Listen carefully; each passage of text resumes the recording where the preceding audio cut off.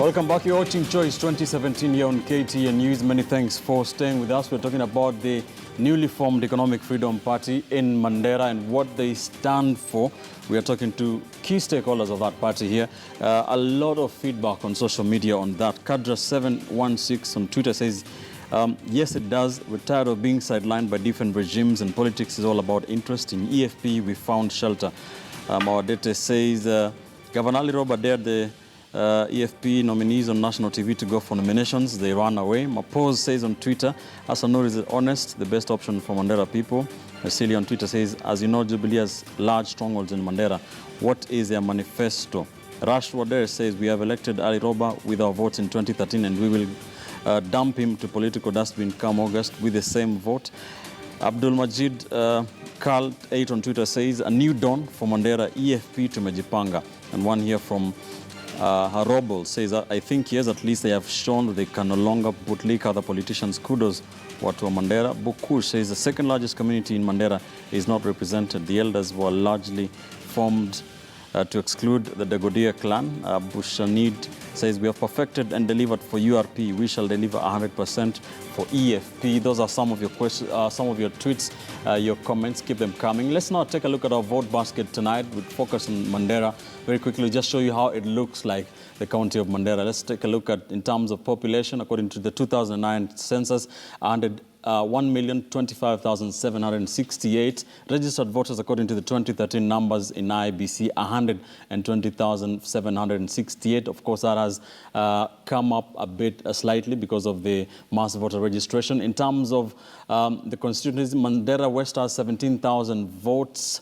Banisa has 13,764 registered voters. Mandera North has the largest, the most number of voters, 37,571. Mandera South has 10,000, the smallest in terms of registered voters. Mandera East has 28,722 according to 2013 numbers, and Lafay has 13,122. In terms of elected leaders in the county of Mandera, the governor is Ali Roba, elected on a URP ticket in 2013. Bill Okero, a senator, part of this new formation, elected in 2013 also on URP. Fatia Mahbub is a county woman representative, elected on URP as well. In terms of the parliamentary members of parliament, all 6 of them are in URP. Mandera West, Mohammed Mohammed. Banisa Abdi Haji Mohammed, Mandera North Adan Nur, and Mandera South is Mohammed Adan Huka. Mandera East Member of Parliament is Abdulaziz Ali Farah, and Lafay Member of Parliament is Shaban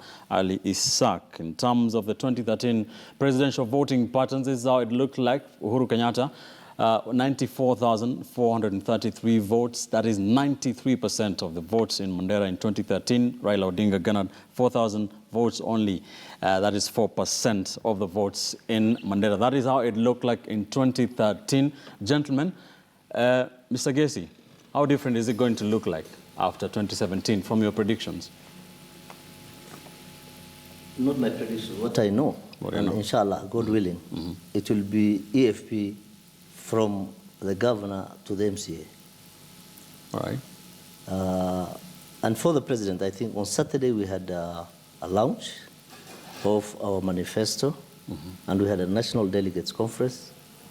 Unfortunately, Ben, we have been really marginalized in the press, but thanks, I think this is going to recover that.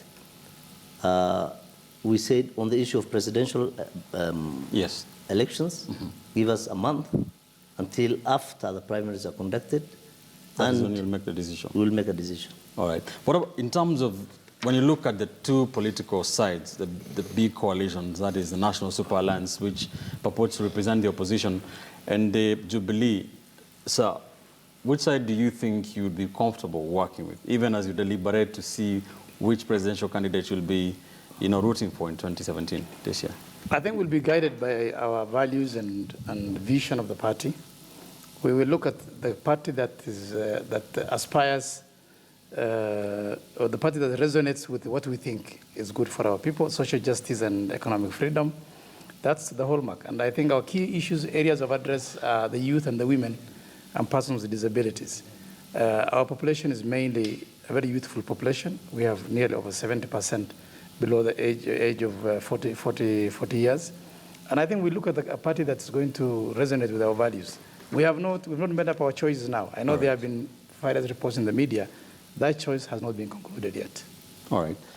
Mr. CEO, allow me to backtrack a point that he said. He talked about that, these lineups are decided a year in advance. That happened in 2013, and URP was the vehicle they used. This year, what was so different with Jubilee? Why did Jubilee not want to give your leaders, aspiring leaders, direct nominations? I think this should serve as a lesson to all other parties, major parties in this country, not to downplay the decision of the grassroots. When the grassroots make a decision, it's very advisable that the incumbents and other big major players make haste or make quick to be able to merge their thinking with the thinking of the grassroots. In 2012 and 2013, I was actually part of URP then. And we saw that, like Governor said, our major players, the president, the deputy president, never went to Mandera. And yet they got 98% of the vote. And they got all the members of parliament, all the MCS. And it would have been a reciprocal action for them to actually align with what the elders had chosen. And that's what we want this to be a lesson. And I know that the people of Mandera and people of Wajir, where we also have various candidates. We have a member of parliament in Wajir North, we have a senator in Wajir, and various MCAs. We have also a number of members of assembly in Isiolo who are with us. We have 2, 3 in Marsabit. All of them by their elders who have told them, we have blessed you. Go and look for the party. And they have decided that party is EFP. All right. Yeah. I think the question of primaries. Yes. I mean, why have we left Jubilee? We have conducted our primaries a year in advance, and we did it in August last year. And it will be foolhardy for us to waste time and resources on another primaries that is of no consequence to us. So I think the reason is that for us to be able to strengthen the institution of negotiated democracy and the Council of Elders institution, that process has already been concluded. And for us to go for another primaries in a party, it is belittling the structures that have already been laid in place. And that's why even last year, last general election in 2013, we didn't go for any primaries. When you say primaries, what do you mean? What happened a year ago? How does this work? First of all, vetting of candidates? It's getting of candidates from the grassroots. It's done across clan-based. It's taken through every stage. So there's shared positions that, okay, last time you've had this time you will have this. So it's up to you to go and make a decision on your own, get the best candidate out of what you have. So those candidates are taken to different levels of negotiations. They are subjected to different levels of vetting. All right. It is more rigorous than the party primaries that are done in a day. Our primaries take a month to be concluded. All right. Yes. All right. So Ben, I think just to add on that, we are now the drivers of our own agenda. That is the positive thing that has come out of that. All right. One. Number two, we are still able to keep our heads up and high, for we still value that we've respected our cultures and that institution of our elders. So we are still winning. All right. As we wind up, now you've launched the party. It is others are doing their nominations. It is 4 months to the elections. What next for EFP?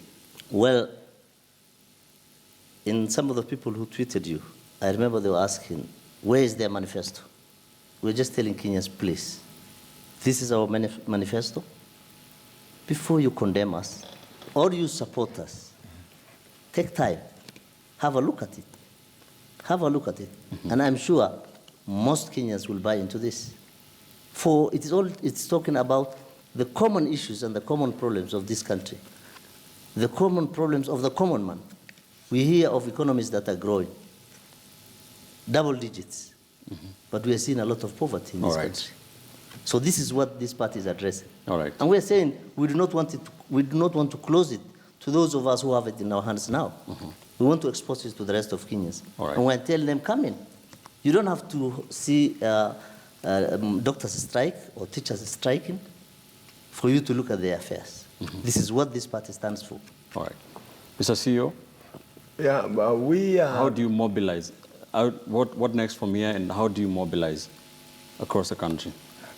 Like we said, as others go into nominations, we have all the time on our hands.